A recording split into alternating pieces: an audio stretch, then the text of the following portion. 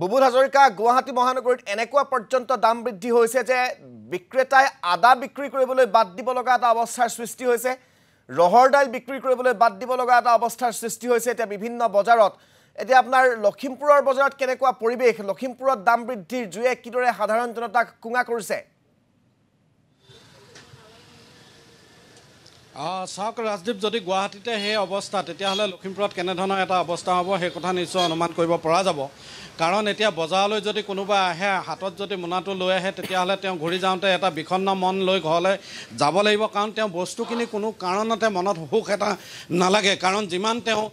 আশা কৰি আহিব বজাৰখনলৈ কিন্তু প্ৰতিপদ দ্ৰব্য সামগ্ৰীত তেওঁ অধিক মূল্য ভৰি পেলাই তেওঁ ঘৰলৈ যাব লাগিব আৰু সেই কথাটোৱে প্ৰতিজন গ্ৰাহকৰ মনত দুখ দিয়ে আৰু যিসকল বিক্ৰেতা আছে তেওঁলোকেও কিছু পৰিমাণে দুখ অনুভৱ কৰে মই লখিমপুৰৰ দৈনিক বজাৰত উপস্থিত আছোঁ আৰু ইয়াৰ পৰিৱেশটো দেখুৱাইছোঁ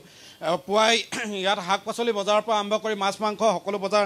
আৰম্ভ হৈ গৈছে আৰু এতিয়া মই দাম সুধিবলৈ যত্ন ৰঙালাও কেনেকৈ বেচিছে ৰঙালাও কেনেকৈ ৰঙালাও 20 টকা পিছ তাৰমানে কিলো হিচাপে কেনেকৈ যাব কিলো 20 15 18 20 এনেকৈ বিক্ৰীছে এই পিচবিলাক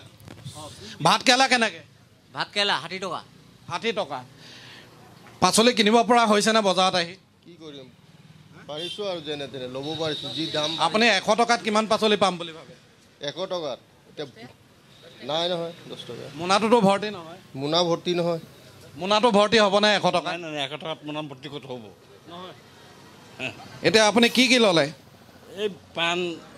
বিলাহী ল'লোঁ 100 টকাটো লৈ আহিলে পলকতে খৰচা হৈ যায় ন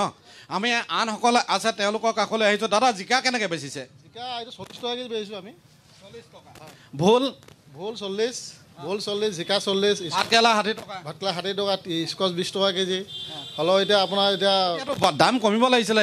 লাগিছিলে এতিয়া বিক্ৰীটো নাই যেন আগত যেনেকুৱা বিক্ৰী আছিলে এতিয়া তেনেকুৱা বিক্ৰী নাই এতিয়া মানুহে পইচা খৰচ কৰিবই নিবিচাৰে এতিয়া আপোনাৰ এতিয়া ইমান দাম হ'লে কিনিব কেনেকৈ সেইটো ঠিকেই দাম হ'লে কিনিব কিন্তু এতিয়া আমি 10 কেজি মাল কিনিলে 5 কেজি পেলাবলগীয়া হৈছে এতিয়া মানুহ খোৱা মানুহ নাইকিয়া আৰু খোৱা মানুহ যেতিয়া যিবিলাক মানুহে কিনে সেইবিলাক মানে পইচা গুচি যায় অনলাইন মাৰিব লাগে অনলাইন মাৰিলে পইচাটো গুচি যায় বেংকলৈ আমাৰ হাতত পইচাই নাহে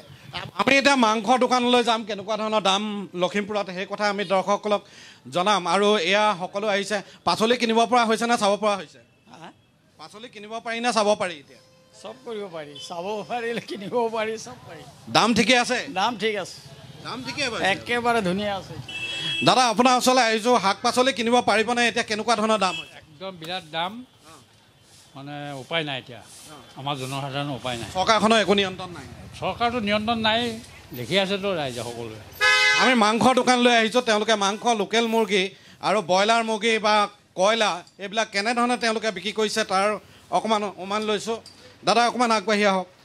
ব্ৰইলাৰ কেনেকৈ বেচিছে ব্ৰইলাৰ 160 150 গোটা ব্ৰইলাৰ গোটা কটা ব্ৰইলাৰ কেনেকৈ কটা 250 280 লোকেল মুৰ্গী গোটাকৈ কেনেকৈ লোকেল 500 টকা হয় কটাটো লোকেল কাটা নেবেচে কাটা নেবেচে